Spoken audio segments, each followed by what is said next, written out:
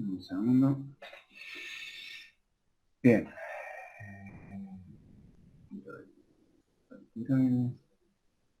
Ahí está.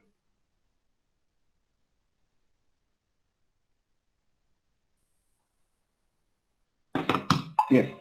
Bueno, la tiroides es una glándula que está, no sé, que estoy casi seguro. No hay nadie que tuvo el martes de la otra vez. Nadie. ¿Se van rotando? No, yo no recuerdo el páncreas y tiroides. Recuerdo los otros dos videos que no habían sido subidos, pero sí dados en clase. Y no serán estos, bueno, vamos a ver. No, eran los... no.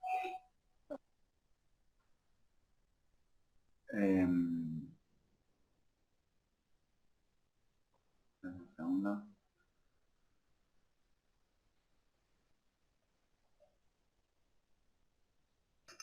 Bien. La tiroides es una glándula que está ubicada en la zona de la garganta, al lado de la tráquea. Si ustedes se tocan el hueso acá duro, va un cartílago, no un hueso que tenemos ahí. La tráquea, a los lados está la tiroides. Y la paratiroides son unos nodulitos que hay en la zona posterior, muy chiquititos, que se llaman paratiroides porque están al lado de la tiroides. Para es al lado de. Entonces,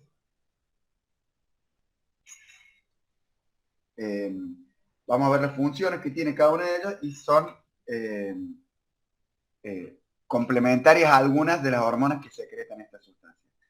Vamos a empezar recordando que había una glándula que se llamaba tirotrofina, ¿sí? Que secretaba la adenohipófisis y que accionaba sobre la glándula tiroides y la paratiroides, que lo vimos en la clase pasada. Dame un segundo.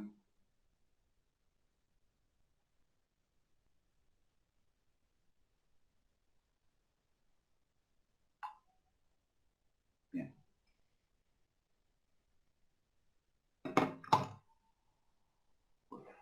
Bien. Listo. Bien, como les decía, tenemos la glándula tiroides, que está alrededor de la tráquea por debajo, y por detrás tenemos estos nodulitos que son las paratiroides.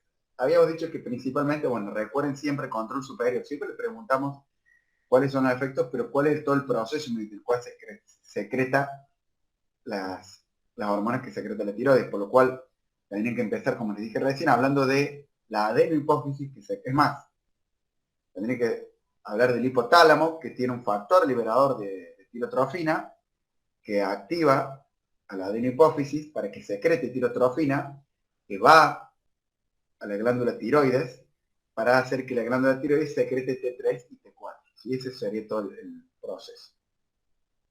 ¿Sí? Produce dos hormonas principalmente, que es la tiroides, la T3 y T4. Es la triiodotironina y tetraiodotironina se llama, o tiroxina habitualmente llamada. ¿Sí? Y además, ¿sí?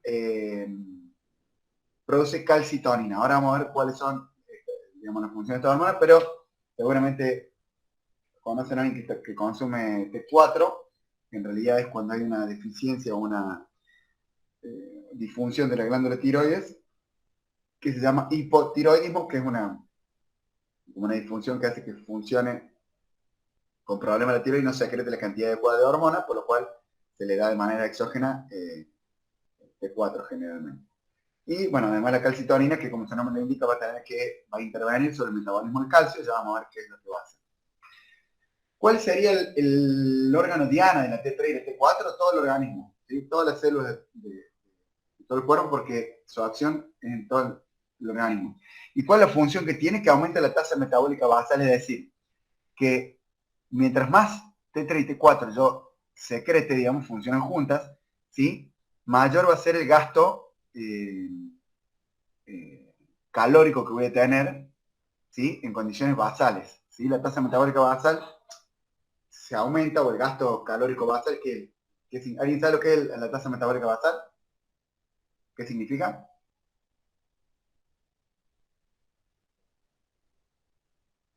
No, solo lo que dice el Power. ¿Pero lo vieron el video o no?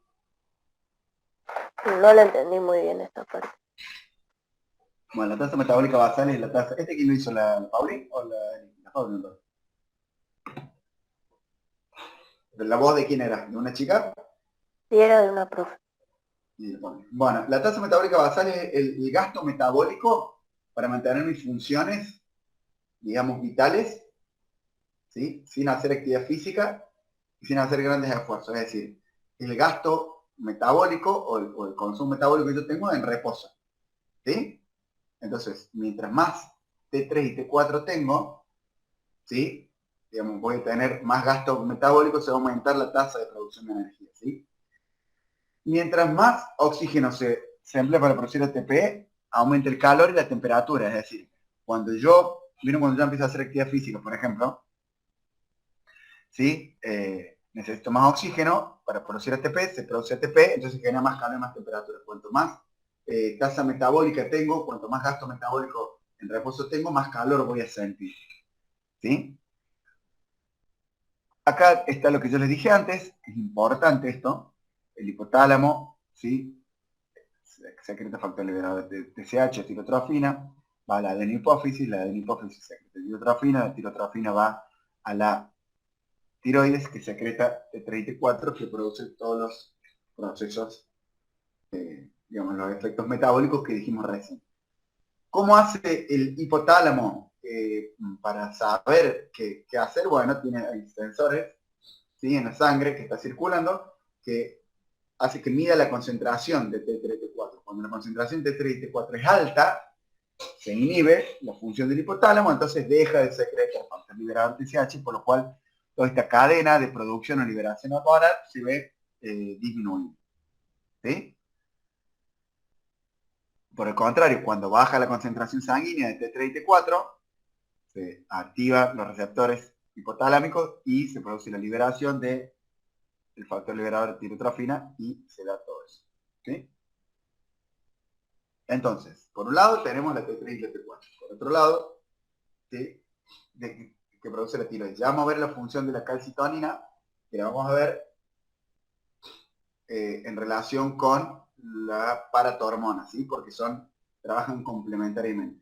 La paratormona es la hormona que libera la glándula paratiroidea, ¿sí? ¿Qué hace? Digamos, ¿cuál es la función de la paratormona? Regula las concentraciones de calcio, magnesio y fósforo, ¿sí? Todos son componentes del hueso, ¿sí? ¿Qué hace? Actúa sobre los tejidos diana, sobre dos tejidos diana principalmente, la paratormona sobre riñones y el tejido óseo. ¿Qué hace? Aumenta la actividad de los osteoclastos. Entonces, si se aumenta la actividad de los osteoclastos, ¿qué va a producir con la calcemia a nivel general? Ver para la sangre. ¿Qué es la calcemia? Vamos a empezar por ahí. Va por ahí, está bien. No sé quién habló. Decime tu nombre. No lo veo yo cuando estoy compartiendo pantalla. Tomás. Tomás. ¿Va para la sangre? ¿Qué va para la sangre? El calcio, o sea, aumenta el calcio en sangre. Entonces, ¿qué pasa con la calcemia? Va a aumentar. Aumenta la... ¿Por qué te lo digo? Está perfecto lo que voy a decir. Te lo digo así porque nosotros le preguntamos directamente qué es lo que pasa con la calcemia y con la fosforemia. ¿Entendés? Por ahí ustedes se mezclan y ya lo saben porque es lo que me está diciendo vos, pero es como que la palabra parece rara. Entonces, la paratormona lo que hace es que aumenta la actividad de los osteoclastos. Nosotros sabemos que los osteoclastos degradan la matriz ósea y los osteoblastos promueven el depósito de calcio y magnesio, y fósforo. Entonces, la paratormona, cuando actúe, ¿qué va a hacer? Va a aumentar la actividad de los osteoclastos para que aumente la calcemia en sangre. ¿Y por qué motivo aumentará la calcemia en sangre? ¿Por qué mi cuerpo va a decidir? Porque nosotros sabemos que los huesos tienen que estar fuertes, ¿verdad? Entonces, lo lógico sería que el calcio quede depositado en los huesos. ¿Por qué motivo creen ustedes que el organismo haría que la paratormona actúe para liberar calcio en sangre? Para desarrollar la contracción muscular. Exactamente, porque el calcio cumple un montonazo de funciones, un montonazo. Entre otras, y la más conocida por ustedes, es que produce la contracción muscular. Si yo no tengo la suficiente cantidad de calcio, no se va a llevar a cabo la contracción muscular. Y a lo mejor yo no se lleva a cabo la contracción muscular del bíceps, y bueno, estaré más cansado, estaré más débil, tendré menos fuerza. Pero necesito sí o sí que haya concentraciones de calcio en sangre para que el corazón pueda latir permanentemente. Por eso el organismo que tiende a la preservación de la vida. ¿Se entiende? El organismo lo que hace es, quiere sobrevivir. Entonces, ¿qué va a hacer? Cuando yo tenga bajos niveles de calcio en sangre, lo que va a hacer que actúe el aparato hormona para sacar el calcio que hay en los huesos y va a debilitar los huesos. Perfecto, sí. Es un moco, una embole, voy a tener huesos débiles, puedo tener fracturas, puedo tener problemas. Pero, ¿para qué lo va a hacer? Para que las contracciones musculares, principalmente las cardíacas, se sigan llevando a cabo. ¿Se entiende? Entonces, volvemos a lo mismo. ¿Cuál es la función del aparato hormona? Órgano diana, huesos y riñones. En los huesos, ¿qué hace? Aumenta la actividad osteoclástica para que se libere calcio y fósforo a la sangre. ¿Sí? ¿Qué hacen los riñones? A la vez, reduce la liberación de calcio en la orina. ¿Sí? ¿Qué hace? Hace que en los riñones, ¿sí?, se deje de perder calcio y magnesio para que esté disponible en la sangre. ¿Sí? Y por otro lado también estimula la formación de calcitriol. ¿Qué es el calcitriol? El calcitriol es una forma activa de la vitamina D. Ahora hemos escuchado mucho de la vitamina D en estos últimos tiempos. ¿Por qué?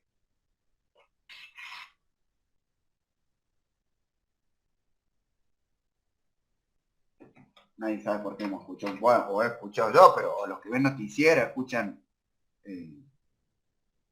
Bueno, lo hemos visto cuando vimos nutrición también. ¿Por qué la vitamina D es importante?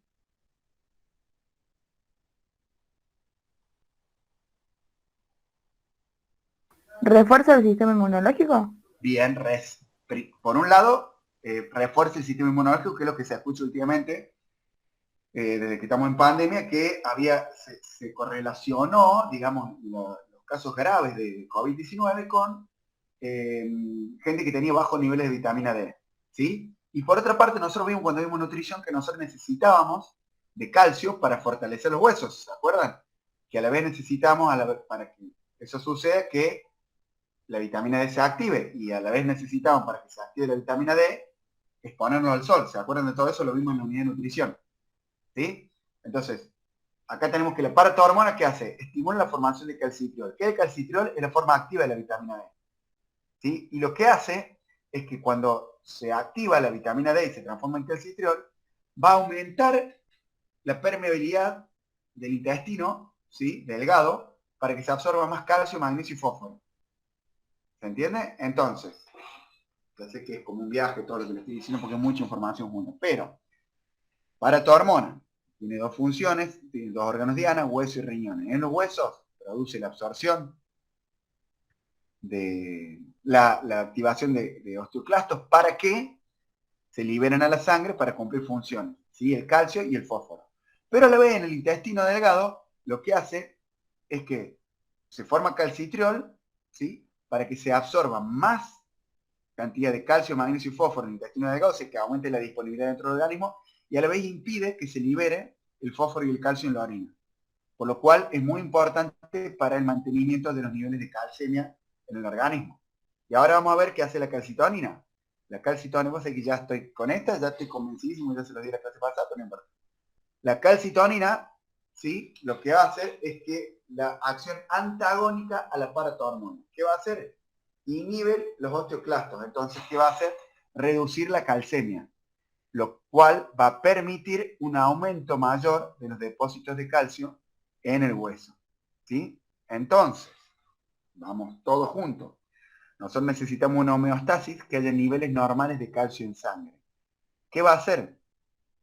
Cuando aumentan los niveles de calcio en sangre, yo tengo mucha disponibilidad de calcio en sangre, se estimula la producción de calcitonina, ¿sí?, por la glándula tiroides. Y la calcitonina va a estimular que el calcio sobrante, entre comillas, que yo tengo en sangre, se deposite en los huesos. ¿Sí? Ahora bien, la situación contraria, yo tengo disminución de los niveles de calcio en sangre, disminuye la calcemia. Se va a estimular a la glándula paratiroidea para que libere paratormona. ¿Dónde actúa la paratormona? En estos tres órganos. En el hueso, ¿qué va a hacer? Va a activar los osteoclastos para que se degrade el material óseo y se libere calcio y magnesio a la sangre. En los riñones, ¿qué va a hacer? Que se reabsorba más calcio, ¿sí?, que se guarde el calcio en los riñones para que esté disponible. Y en el intestino, ¿qué va a hacer? Va a activar la vitamina D, la va a convertir en calcitriol, y eso va a permitir que aumente la capacidad de absorción del intestino, ¿sí? De calcio, magnesio y fósforo, que son componentes principales del hueso. ¿Sí? Hermoso. Si no estudiaron, no vieron el video, quilombo lo que le acabo de decir, pero bueno. ¿Estamos más o menos o no?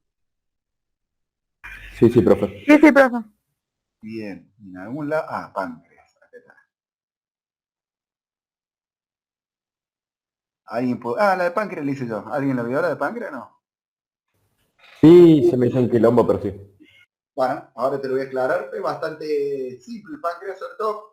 Simple. Sobre todo que es muy importante porque participa mucho en las actividades deportivas y actividad física, pero por otra parte, no es tan compleja porque no tiene tanto control superior, ¿sí? Como veíamos recién.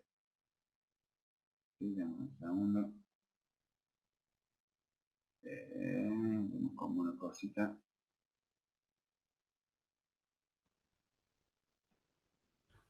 Ahora, profe, porque el páncreas y la paratiroides trabajan individualmente. Sí, exacto, no tiene control superior, digamos. Aunque la tirotrofina actúa sobre la tiroides en general, y al actuar sobre la tiroides y la paratiroides estar ahí, hay algunos autores que dicen que hay cierta influencia, pero actúan individualmente, no tiene control superior, podríamos decir.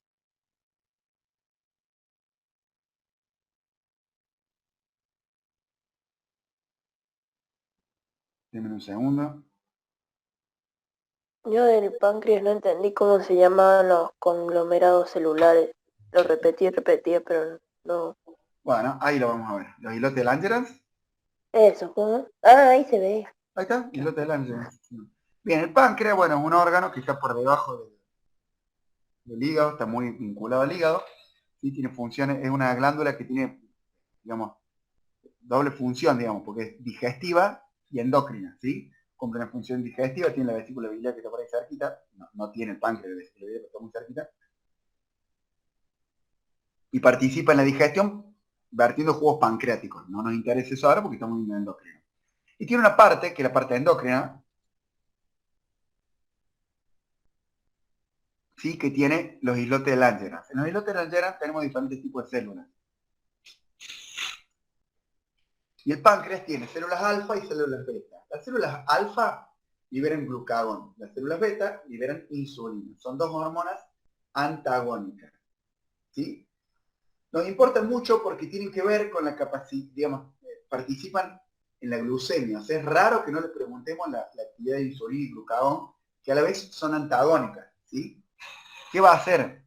Bueno, las células beta, como ya le dije recién, libera, eso significa libera en inglés, insulina, las células alfa libera glucagón. ¿Qué hace el glucagón? Lo que hace es que incrementa los niveles de glucemia. ¿Y por qué va a incrementar los niveles de glucemia? Porque lo que hace el glucagón es genera glucógeno-lisis, hepática principalmente. ¿Qué es la glucógeno-lisis? Ya díganme ustedes, porque ya lo saben eso. La degradación de glucógeno. Exactamente, entonces cuando el páncreas, digamos, detecta que hay una disminución, una disminución, digo bien, de la glucosa en sangre, hay una hipoglucemia, por ejemplo, puede ser porque estoy haciendo ejercicio de larga duración, ¿sí? Hace mucho que estoy haciendo ejercicio, entonces agoté todo, empiezo a agotar las reservas de glucógeno muscular, entonces baja la glucemia, ¿sí? O porque no he comido, lo que hace es que se activa el glucagón, lo liberan las células alfa, ¿sí? Y produce la glucógenolisis, o sea, la ruptura del glucógeno para liberar glucosa a la sangre, ¿sí? La insulina, por el contrario, lo que hace es el glucógeno lo que hace, perdón, es disminuir los niveles de glucosa en sangre. ¿Por qué? Cuando detecta que hay niveles altos de insulina, ¿en qué caso de glucosa en sangre? ¿En qué caso ¿sí? se puede detectar que hay niveles altos de glucosa en sangre? ¿En qué caso clásico hay niveles altos de glucosa en sangre? En la diabetes. No, en la diabetes justamente el problema, bueno, sí, en realidad hay niveles altos de glucosa en sangre, tenés razón porque no funciona la insulina. Pero en qué caso no patológico, todos tenemos altos niveles de glucosa en sangre. Cuando terminamos de Pues, comer. Exactamente, postprandial sería técnicamente hablando. Postprandial es luego de haberme alimentado. Postprandial se aumentan los niveles de glucosa en sangre. ¿Por qué? Porque acabo de consumir comida, ¿sí? Entonces se absorbe en el intestino y está en la sangre circulando. ¿Qué está haciendo eso? Entonces se dispara los niveles de insulina. Y la insulina lo que hace es permitir que la glucosa ingrese al interior de la sangre, por eso es que disminuye, ¿sí?, los niveles de glucosa en sangre. ¿Sí? ¿Entendió eso, no? Porque a veces se confunden. Hoy ya se ha demostrado, hay muchos papers que hablan de eso, de que lo llevo a un tema de EFA, se ha demostrado que los niveles de insulina en sangre, que el aumento de insulina constantemente determina que haya problemas metabólicos como la obesidad y la diabetes, ¿sí? El aumento permanente de la insulina.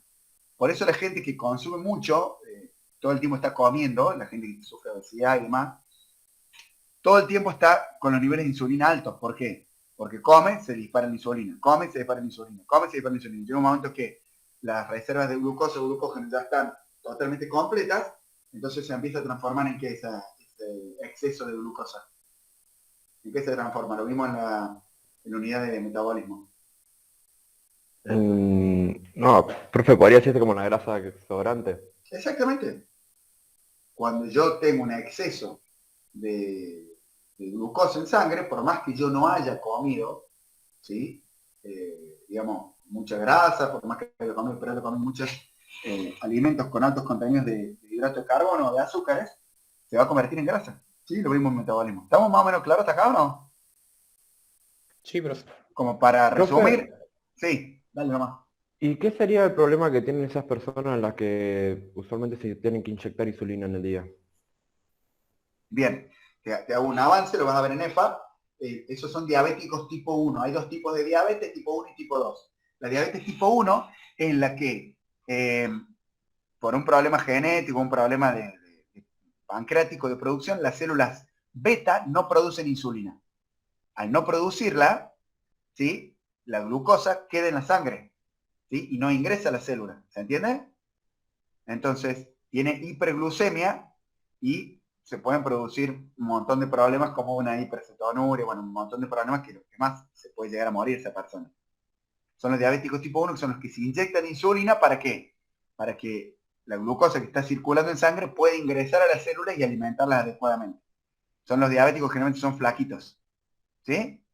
Es la diabetes de la niña. Sí. Y los diabéticos tipo 2, que son los diabéticos que son resultado de problemas metabólicos, de mala alimentación y de obesidad, son los que, debido al exceso de mala alimentación y a la que constantemente está activada la insulina, llega un momento que la célula se hace resistente a la insulina. Entonces tiene diabetes, pero no porque no se produzca insulina en el cuerpo, sino porque las células se hacen resistentes a la insulina y ya necesitan mucha cantidad de insulina para permitir que ingrese la glucosa a la célula. ¿Sí? Por el exceso de insulina que se produjo constantemente, por el exceso de alimentos azucarados o altos en hidrato de carbono o ultraprocesados, se produce una resistencia celular a la insulina. ¿Se entendió? Fue como muy rápido la explicación. No, se entendió. Gracias, profe. Órganos, Diana, principales de la insulina, en realidad es todo el organismo, pero principalmente el tejido adiposo, el hígado y los músculos esqueléticos. ¿Qué hace la insulina? Hipoglucemia. ¿Qué significa la hipoglucemia? Lo vuelvo a repetir. Saca la glucosa que hay en sangre y la lleva al interior celular. ¿Sí? O sea que aumenta el transporte de glucosa hacia el interior celular. ¿Sí? Cuando yo estoy en reposo, ¿sí?, la insulina se mantiene de manera variable, ¿sí?, en función de las necesidades que tenga yo de aumentar la insulina, ¿sí?, para ingresar la glucosa intersanguínea. ¿Y cómo funciona en el músculo esquelético activo? El músculo esquelético activo lo que hace es que aumenta la permeabilidad del GLUT4. ¿Qué es el GLUT4? No le hice. Pensé que le había hecho otro. Debe ser otro año. El Que GLUT 4 lo que transporta, hace... ¿Cómo? que transporta la glucosa en sangre hacia el interior del celular. Claro, está en la pared celular y lo que permite que aumente la permeabilidad de la célula, ¿sí? El músculo esquelético al interior de la... Claro, no, se lo hice cuando vimos metabolismo. Aumenta la permeabilidad de la célula en el músculo esquelético a la insulina y la glucosa, por lo tanto. Entonces, mientras más actividad física yo haga, ¿sí? Mejor va a funcionar el GLUT4 a pared celular, entonces mayor facilidad va a tener la insulina para actuar y permitir el ingreso de la glucosa al interior celular. ¿Y eso en qué va a redundar? Si tengo mayor velocidad y precisión para que ingrese la glucosa al interior celular, ¿en qué va a resultar? Mejor metabolismo. Mejor rendimiento muscular, mejor metabolismo. Cuando esté en reposo, ¿sí? Voy a tener una tasa metabólica basal más alta porque mis músculos ya están preparados y constantes, como tengo mayor cantidad de disponibilidad de GLUT4, ¿se entiende? Va a permitir que ingrese constantemente la glucosa y que la gaste. ¿Se entendió? Sí, sí. Sí. Cuando hay, ¿qué es lo que pasa en todos estos tejidos que son los órganos diana del tejido de la insulina? ¿Sí? ¿Qué hace en diferentes tipos de tejidos? Aumenta la captación de glucosa, aumenta la captación de aminoácidos y la síntesis de proteínas, ¿sí? Por lo cual, si la insulina podría contribuir, ¿sí? A guardar, digamos, las proteínas, ¿se entiende? Porque como permite que constantemente ingrese la glucosa, usa la glucosa y no usa otro sustrato energético. ¿Se entiende? Sí. Pero, y esto es negativo, por eso negativo todo en su exceso, ¿no es cierto? ¿Qué es lo negativo de la insulina? Y bueno, que disminuye la lipólisis. ¿Por qué? Por lo mismo que dije recién. Prefiere que usemos la glucosa, o sea que por un lado está bueno porque, bueno, permite una rápido aprovechamiento de la glucosa para la actividad física, pero aumenta la síntesis de ácidos grasos y triglicéridos. ¿Se entienden? Por lo cual, si yo me excedo y si todo el tiempo tengo la insulina actuando, la insulina se dispara cada vez que yo consumo hidrato de carbono. Yo me como una fruta. ¿La fruta es saludable o no? Sí, pero también tiene hidrato de carbono. Exactamente. Entonces, viene gente y dice, che, mira, yo no puedo, no sé qué, lo único que hago es comer fruta todo el día y Claro, se piensa que el pan no tiene carbohidratos. exactamente. Y claro, vos cada vez que te comes una fruta, sobre todo una banana, por decir una banana es digamos, una fruta que tiene un alto índice glucémico, ¿sí? Se va a disparar la insulina. Y miren lo que pasa si se dispara mucho la insulina. Tenemos esto acá. Entonces yo me como una banana, a las 2 horas me como una mandarina, a las 3 horas me como una naranja, a las 2 horas me como una manzana. Está bárbaro, me estoy Claro, inventando. o sea, el cuerpo empieza a usar como fuente de energía la glucosa, o sea, los carbohidratos, y no las grasas. Exactamente, y la empieza a guardar. Entonces, y esto no tiene que ver con la materia esta, pero hoy se estaba recomendando a nivel nutricional consumir hasta 2 frutas por día. Que hace unos años la fruta era como la panacea. ¿Y de qué manera? No consumir jugo de fruta, solo el jugo.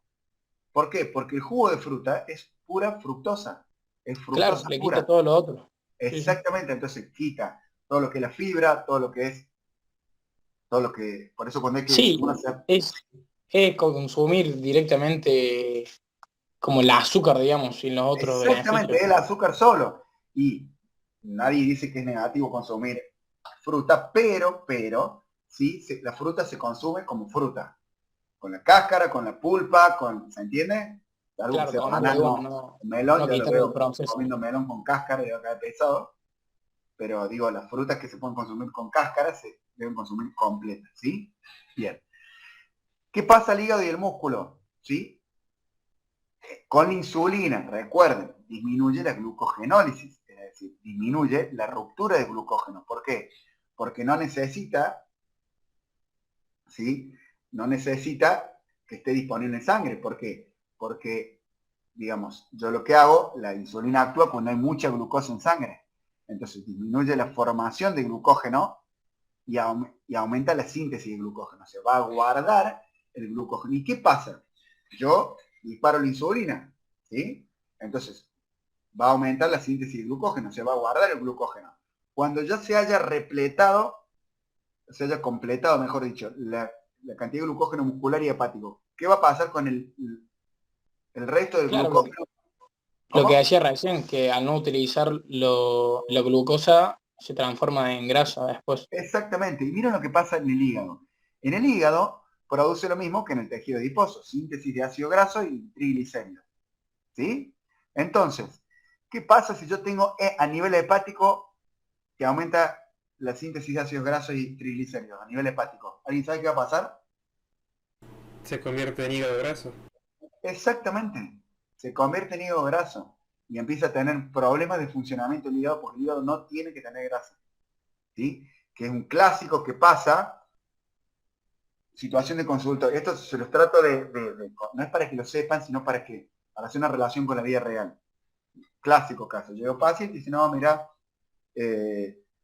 hígado graso. ¿Y por qué tenía hígado graso? No sé, dice, porque yo lo único, no consumo grasa, no consumo mucha carne, me cuido, qué sé yo. Lo único que sí me encanta la Coca Cero. ¿Sí? La Coca Cero ya sabemos que no tiene azúcar. Pero ¿qué tienen todos los alimentos light? ¿Tienen algún tipo de azúcar? Tienen. ¿Sí? O de edulcorante. Y ya se comprobó que ¿qué hace el edulcorante? El Claro, también edulcorante, dispara la insulina. exactamente, dispara los niveles de insulina.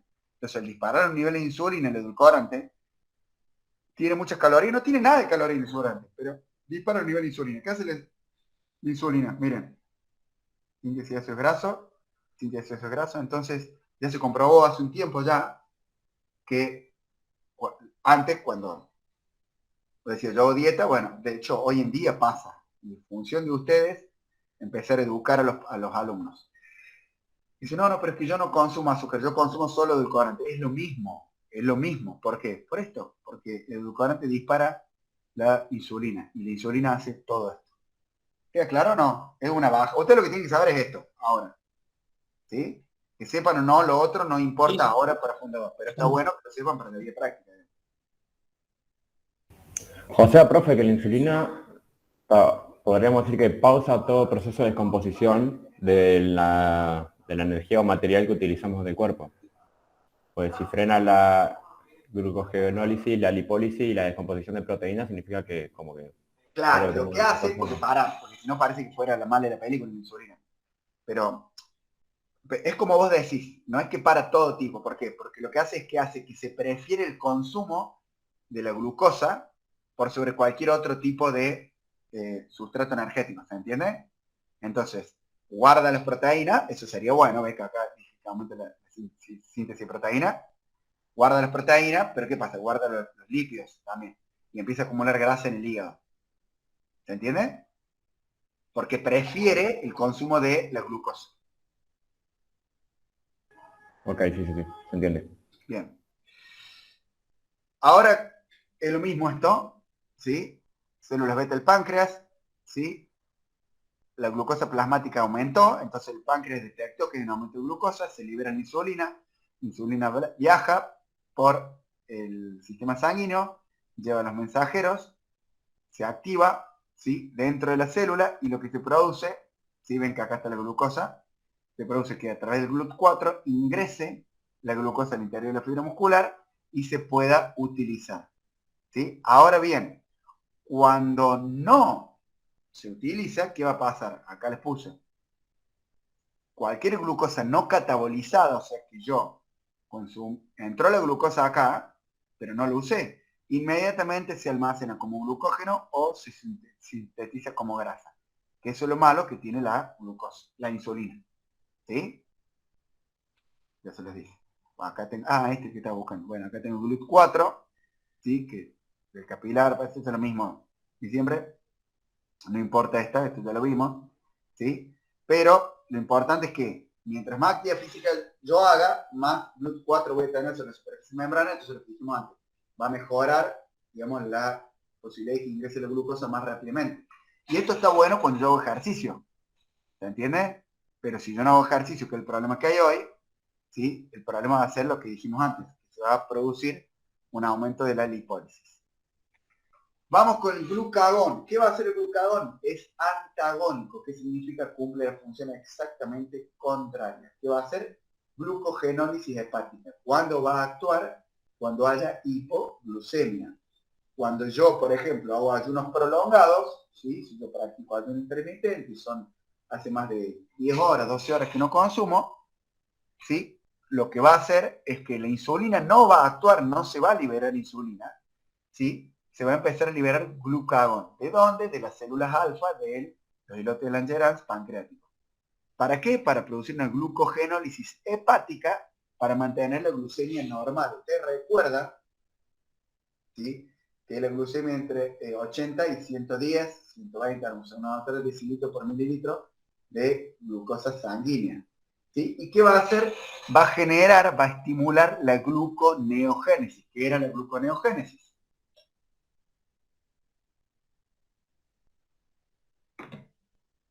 La producción generación de de... glucógeno en el hígado. A través de, sí, sí, ¿A través de qué? de otro compuesto que no sea la glucosa. Exactamente, le falta eso, la definición de la generación de glucógeno hepático o muscular, porque existe la gluconeogénesis muscular también, a partir de sustratos energéticos que no sean hidrato de carbono central. Lo que hace el glucagón es principalmente utilizar las grasas para producir la gluconeogénesis. Por eso tiene tantos resultados. ¿Han escuchado hablar de dieta cetogénica? Sí, ¿En qué consiste? en no consumir carbohidratos.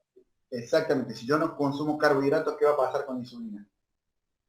Se regula, o sea, se baja, digamos. Baja los niveles de insulina, el secreto, entre comillas. Después podemos discutir, no lo vamos a hacer acá, Claro, y otras ahí, características, pero lo que va a hacer, ¿por qué funciona? Pues sí, pero ¿cómo funciona si tiene, ya sabemos que tiene 9 kilocalorías por gramo, ¿sí? La grasa, o sea que es el doble de un hidrato de carbono. Pero al no dispararse la insulina, ¿sí?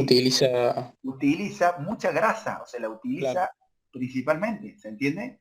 Y sí, sí. no permite que se generen altos depósitos ni de lípidos ni de glucógeno hepático. Entonces gasto el glucógeno hepático, produzco gluconeogénesis, entonces a lo mejor no lo estoy usando para la actividad diaria, a esa grasa que ingreso, pero sí o sí la tengo que usar para reponer el glucógeno hepático. ¿Se entendió? Sí, perfecto. Voy a hacer cuenta que bueno, ahí está, gracias. ¿Qué pasa con la secreción incrementada de glucagón? Dos órganos diana, principalmente hígado y tejido adiposo. En el tejido adiposo, lo contrario, dijimos antes, que era antagónica de la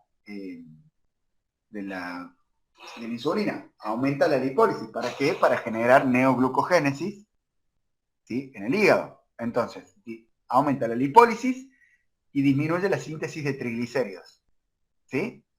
¿Y en el hígado qué hace? Aumenta la glucogenólisis, ¿por qué? Porque como tengo poca glucosa en sangre, necesito liberarla del hígado para tener la glucemia. Ustedes recuerden que siempre tengo que tener la glucemia y estar normal, ¿sí? Si yo no consumo comida por 3 días, a mí me hace un análisis de glucemia y me va a dar entre 80 y 110. ¿Se entiende? ¿Por qué? Porque el hígado está laburando, va a sacar, el glucagón va a estar el palo y el organismo va a sacar energía del tejido adiposo principalmente, ¿sí? De las proteínas si sea necesario, pero en última instancia, ¿para qué? Para mantener la glucemia. Entonces, ¿qué hace? Glucogenólisis hepática para mantener la glucemia, disminuye la síntesis de glucógeno, ¿sí? ¿Por qué? Porque no tengo insulina, no tengo glucosa. Entonces, ¿qué va a hacer? Va a producir gluconeogénesis, ¿sí? Aumenta la síntesis de cetonas. ¿Qué son las cetonas? Son los productos de degradación, son los cuerpos cetónicos, por eso se llama dieta cetogénica. Ceto, de cuerpos cetónicos, génica, de generación de cuerpos cetónicos, ¿sí? Por eso se llama la dieta cetogénica, porque aumenta la síntesis de cetona, porque, ¿qué hace? Cuando se degrada el tejido adiposa, los cuerpos cetónicos es lo que yo uso como energía para poder mantener la glucemia. Y la descomposición de proteínas disminuye. Y esto es paradójico, porque nosotros ya estudiamos que si yo no tengo energía, lo que hago es usar el tejido adiposo y después las proteínas. ¿Se acuerdan que lo leímos eso? Lo estudiamos. Pero pasa en casos extremadamente raros y extremos. Antes te liquida toda la grasa. ¿Y esto cómo se descubre? Yo se los conté cuando vimos nutrición seguramente. A partir de la dieta de los esquimales. En la época en que los esquimales no iban al azúcar. ¿Sí? Estudiando los esquimales se sabía que la principal fuente de energía del sistema nervioso es la glucosa. que sí o sí se tenía que tener glucosa o consumir hidrato de carbono para poder mantener una salud mental, porque las neuronas se alimentan de hidrato de carbono. Digo, pero ¿qué pasa? Los esquimales viven toda su vida comiendo solamente así en dieta cetogénica, digamos, porque consumían carne de foca o de ballena. No hay otra cosa en el Polo Norte. ¿Se entiende? No hay. O sea, no comen plantas, no comen vegetales. Entonces dicen, pero ¿cómo? Bueno, empiezan a hacer esto y se descubre esto. Entonces hoy a nadie se le ocurre, a nadie que tenga conocimientos de sistema endocrino y de nutrición, se le ocurre insistirle al chico a la mañana, que si tiene hambre, ¿sí? Como no sea usted, seguramente también, en mi época ni hablar, que sí o sí tenías que desayunar para irte al cole porque tenías que tener la energía y tenías que tener la glucemia, que bueno, no es más así. Ahora bien, si ustedes vienen consumiendo históricamente desde que tienen 2 años, le dan desayuno todos los días y todos los días desayunan, obviamente si de repente dejan de hacerlo, el cuerpo ya se acostumbró a eso, se puede que se sientan inestables, o que se sientan un poquito de mareo, que sientan un poquito de cansancio. Pero la realidad es que el cuerpo se acostumbra rápidamente y al cabo de cortos periodos de tiempo ya se puede entrenar perfectamente sin haber consumido alimentos. Claro, profe, también con el ayuno, digamos, al principio la gente se siente mal. Sí, exacto, por eso digo, porque está acostumbrado a otra cosa. Claro, y después ya, bueno, lo puede hacer más prolongado. Entonces.